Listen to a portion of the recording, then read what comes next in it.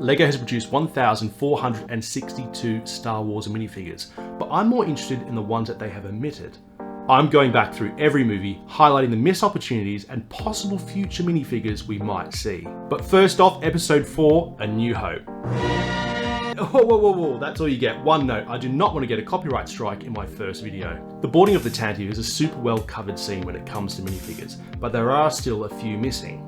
Straight off the bat we have C-3PO, R2-D2, Princess Leia and everyone's favourite pod racer turned war criminal, Darth Vader. But then this starts a theme of underrepresented Imperial officer minifigures when it comes to LEGO Star Wars. Last year in set 75394 for the Imperial Star Destroyer, we finally got Commander Praji, but there is a long list of Imperial minifigures that go unanswered for. And some of these characters have actually got really memorable quotes. But you're going to have to bear with me when it comes to the pronunciation of these because I'm not entirely sure. Dane Gier is the Imperial officer who speaks to Vader right at the beginning. I'm sorry, but the rest of these I have to read out because their names and the pronunciations are going to be off. Admiral Conan Antonio Motti, Imperial Navy, General Cassio Tague, and Chief Bast, which is pretty much all of those officers on the Death Star when we were all reminded the ability to destroy a planet is insignificant next to the power of the Force. There are also lesser ranked Imperials that don't have minifigures, such as Shan Chilton, I wasn't notified. Edmos Kurgi, according to the log, the crew abandoned ship right after takeoff. Pol Tradian? Star Wars pronunciation always gets me. You do it in your head and then you realise when you've got to say it out loud, it's probably off and you're going to get absolutely flamed for it. Hopefully this massive void of Imperial minifigures will be filled soon by a very large set, if you know what I mean.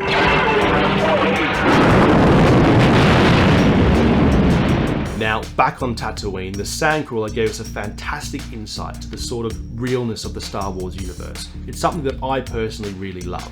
I think this is one of the really grounding things about Star Wars, seeing everyday life mixed with this high stakes warfare. It makes the universe feel much more fleshed out, built up and actually lived in. There have been 3 Sandcrawler sets, but there are still a few droids missing from the list of minifigures. Even though they're important, I cannot remember this word soup of letters and numbers, so I'm going to have to read it, sorry. So the droids missing in LEGO form is the CZ1 and the HYD6804. Now these are all sort of bit part players, but to have a complete Sandcrawler with all those droids in it would be absolutely fantastic. I think it's time that we have another UCS Sandcrawler because it has been a little bit of a while and a couple of those outings of the Sandcrawlers have not been great.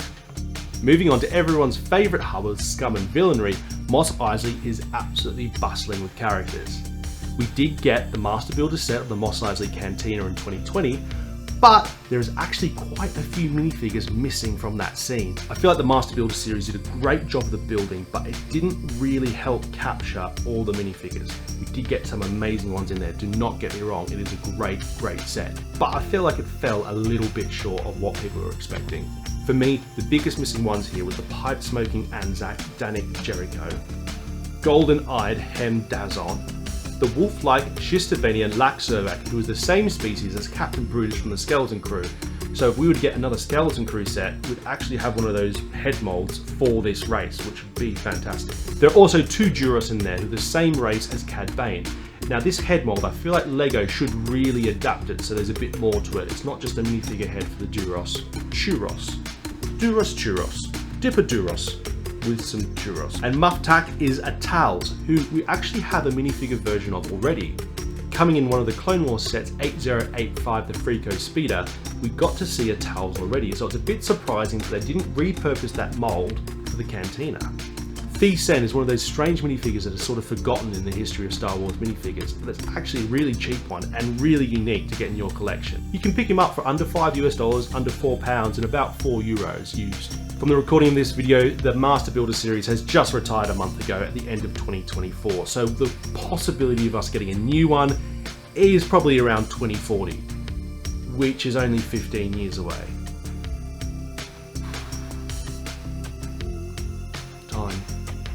Another recently retired set of the Yavin 4 base ticked off a bunch of minifigures that were missing for a long time from LEGO. General Jan Dodonna and Garvin Dries were both minifigures that people really wanted for a long time, but for some strange reason we just never had them. But that being said, there is about another 11 named Rebel pilots from the Red Squadron and the Gold Squadron that we have never got minifigures for. But for some reason we've got about 6 versions of the John Dutch Vanders minifigure. LEGO love this guy. The Yavin 4 base also gave us fantastic celebration minifigures for Luke, Han and Leia. We got the Fleet Crew, we also got a Rebel Trooper, which were there, but they missed out these amazing green guards from the actual celebration scene. So there is still room to grow from a movie that came out 48 years ago, and I would not put it past LEGO to revisit all of these in future sets. Some of them will be sooner than others though. Please let me know what characters you think need to be made from Episode 4 A New Hope. I'm trying out some longer form content, so please let me know how it's going. Next time, we're doing Episode 5 The Empire Strikes Back, which does have some huge minifigures missing from it.